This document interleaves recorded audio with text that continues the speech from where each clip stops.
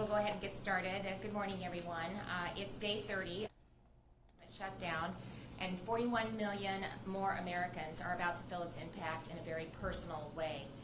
As federally funded food assistance for vulnerable low-income households is set to end tomorrow, the USDA's Supplemental Nutrition Assistance Program, or SNAP, is 100% federally funded at the cost of nearly $100 billion a year.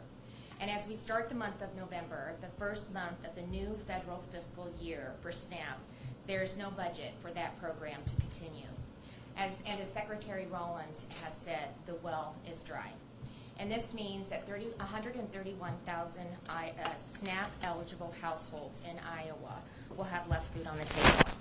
Dems in the United States Senate don't seem to care that everyday Americans are suffering while they force the shutdown into another month, holding out for $1.5 trillion in a spending bill to prop up the fundamentally flawed Unaffordable Care Act. And we do care here in Iowa, and I know that Iowans do too. And that's why yesterday I announced the state will provide interim support for Iowa's food banks and pantries if the SNAP benefits end as expected. I want to thank my team from the Iowa Department of Health and Human Services, including Director Johnson and Community Access Director Aaron Drennan.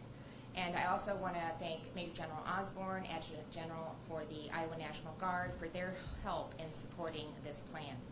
You know, as the SNAP deadline has been drawing closer, Aaron has convened regular meetings with Iowa's 6 regional food banks and other food system partners to understand what they'll need to manage an increase in demand.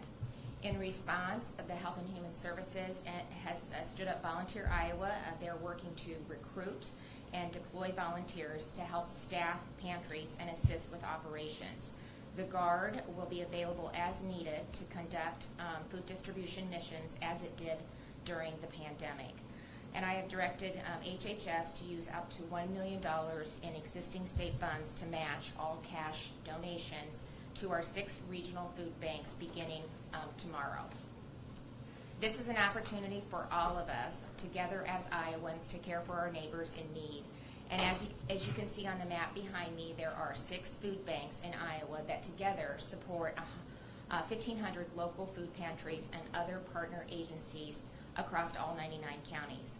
By making a cash donation to the food bank that serves your area, you can help a family near you keep food on the table. Better yet, your donation will go twice as far because the state will match it dollar for dollar.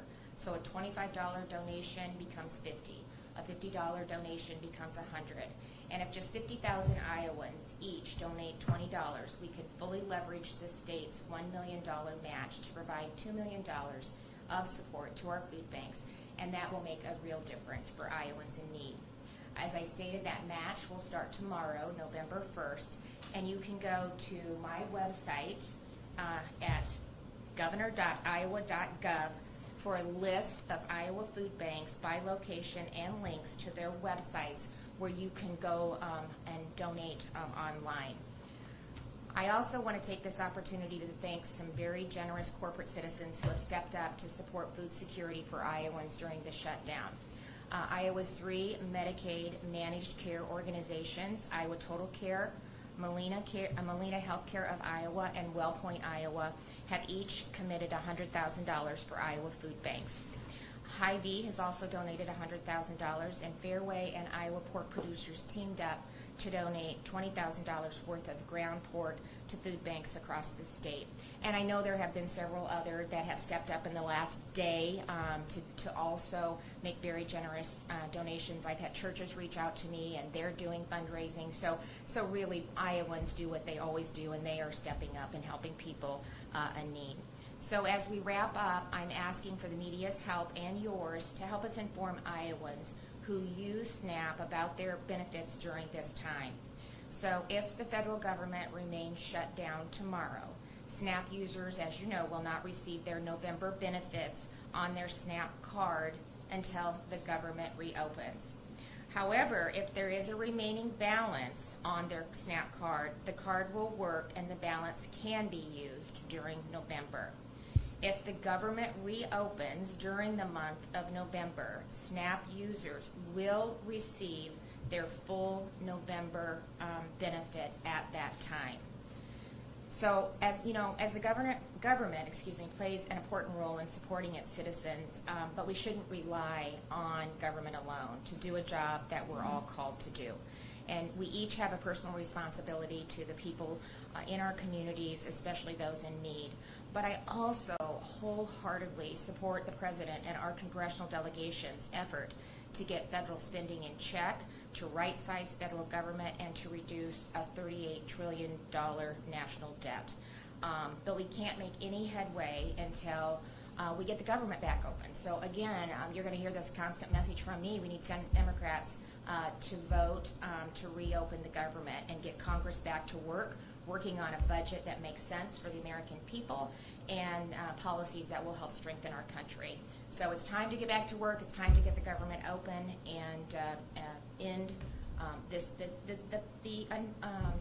the unnecessary impact that it's having on people that really rely on some of these programs. So with that, I'll go ahead and open it for questions.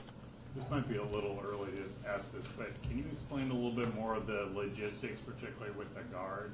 Like, where do you see them stepping in for the distribution? And is it largely like outside of the major food bank sort of hubs? I think if we see, it's people. It always comes down to people. And so during COVID, I think you helped with some of the logistics in getting the food to the various food banks. But I'll let you, if you have anything to add to that. And it's as needed. Yeah, certainly we're taking direction from HHS, but we're templating kind of our support of what we did during COVID, which was movement of food across the state from distribution centers to the food banks, and then temporary or possibly to satellite locations, as well as warehouse management or helping them manage the food banks themselves, moving the food, pallets, those type things. And during COVID, as you remember, we packed boxes. We distributed a lot of pre-boxed food. So we're kind of templating our support on that. But right now we're kind of waiting on the demand through HHS on what exactly they're going to need. Can you put back up the map of the food banks? It's a big area that some of them cover, so there will be probably some need. And then with Volunteer Iowa, we've got volunteers across the state that Larry's team and Aaron will tap into and see where they can help just with manning the pantries, but also possibly with logistics as well. With the soldiers, does that mean you have to call some in, or do you have enough there that you have to make a run that are staffed that, where they can run the trucks? We would bring in, first thing we would do is ask for volunteers, and our soldiers and airmen have volunteered to support their community, state and nation. We hardly ever have any issue with volunteers that come in, especially with these types of missions. So we're looking at these central locations of where the food banks are primarily right now, with the skill sets we need with the anticipated mission sets. But yes, we will bring soldiers and airmen onto state active duty. Would they be unpaid during that time? We'll be able to stand up a mission and they would be paid. They would be paid. They would be State paid active duty. because it would be state active, just like they were in COVID. As I understand it, you're matching up to $1 million in donations. If those donations don't reach $1 million, will you still plan on donating $1 million to food banks? Yeah, I mean, we'll donate it where the need is. So if there's a need, we have up to $1 million to match the generosity of Iowans and corporate partners across this state. So it's my anticipation from what I know from Iowans, we'll be able to expend that.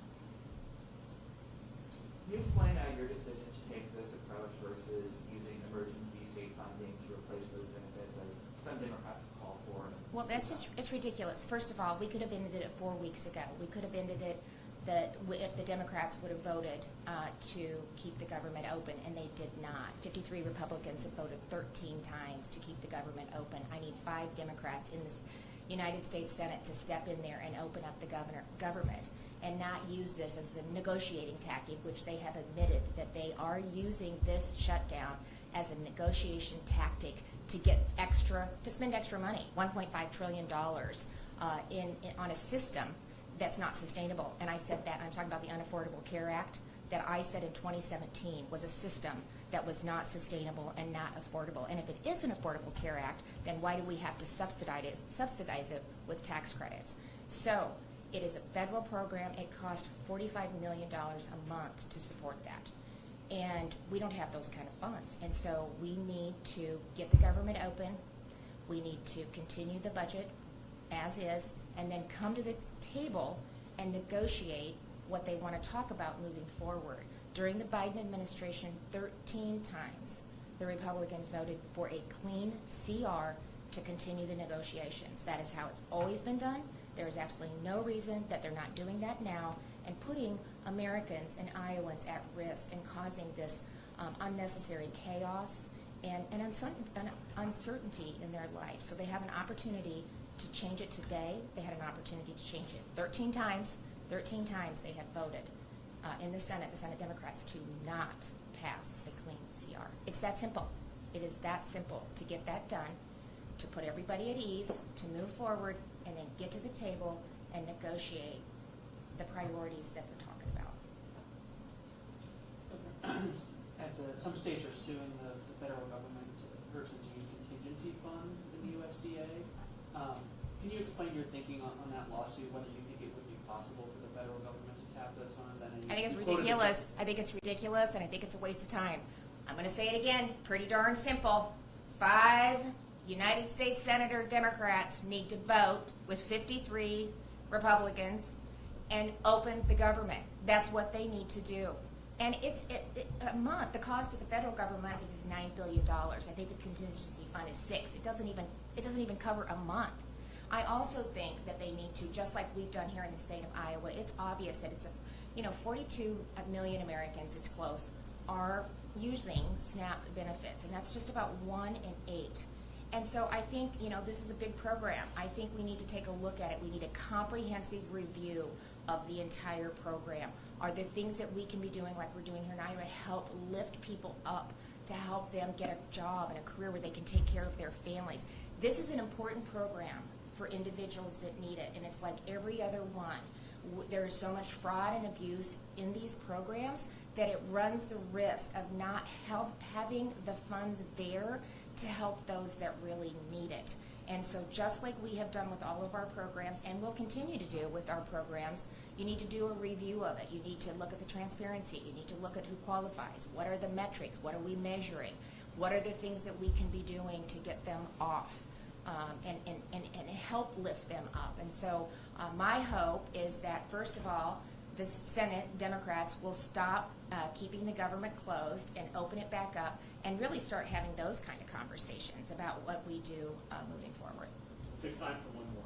If this keeps dragging on like this, do you have to start looking at ways to try to slide state funding in to pay the guard, not to put you on the spot as you say next to him, but as some states are at least having that conversation to at least pay the guard folks rather than make them go without throughout the... Yeah, especially those that are deployed. We're continually having those kind of discussions. I mean, Erin is having, you have 2 calls a week, I think, right, with our food banks, and have been since at least last week, and before that I think you were connecting with several of them, just checking in and seeing what they need and what are their concerns and where can we help.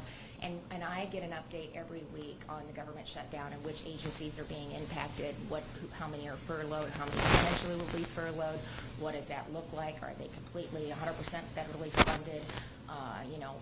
So I get an overview of that every single week, and then we're looking at what contingency plans look like. But we can't just shift it to the states. States don't have the funds to be able to do that. And so really, most of these are federal programs, and they need to get the government open like they have in the past and get to work on finding solutions. And that means both parties sitting down at the table and having a discussion. And I think, Leader Thune has said, I'm willing to have that conversation. We'll take a vote on the Affordable Care Act, whatever you want to call it. I think he's indicated he would be willing to do that. But you can't hold a gun to somebody's head or have this be part of the negotiations. That's just, it's not effective.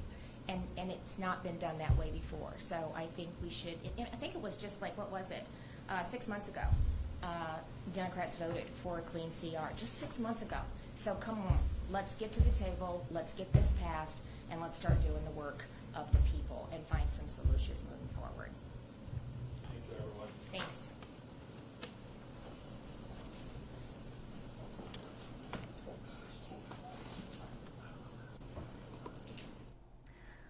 For anyone who joined us maybe a little late, that's the end of a press conference held by Iowa Governor Kim Reynolds talking about state assistance being given as federal SNAP benefits could end as soon as tomorrow due to the ongoing government shutdown. So to recap a little bit for anyone who may have joined us a little late, yesterday, Governor Reynolds announced that there would be some state assistance being given up to $1 million in matching donations from the state. So if someone gives a private donation of $25, the state will match that up to $1 million for $2 million total, and all of those funds will go to Iowa food banks. Now, Reynolds said she fully expects to hit that $1 million number. She doesn't expect any of those funds to be left on the table. And she says this is a very important cause for her, with 130,000 Iowans impacted as the SNAP benefits are expected to run out tomorrow, November 1st. She thanked some other groups during this press conference, Hy-Vee, some church organizations who have reached out to her specifically, saying that they'd like to help and find ways to support local food banks. Part of this assistance also does include the National Guard, and Governor Reynolds gave us some more insight into that this morning. So the National Guard will be available to assist with food operations, and what that essentially means is Governor Reynolds says she wants to provide as much manpower and just people on the ground to food banks, as they're expecting a pretty significant need to go up. So the National Guard will be taking direction from HHS, and they said they're going to use a similar template to COVID era, helping food banks move supplies and manage their warehouses, basically wherever they need extra people, extra manpower to move around supplies, move around food, load up the shelves.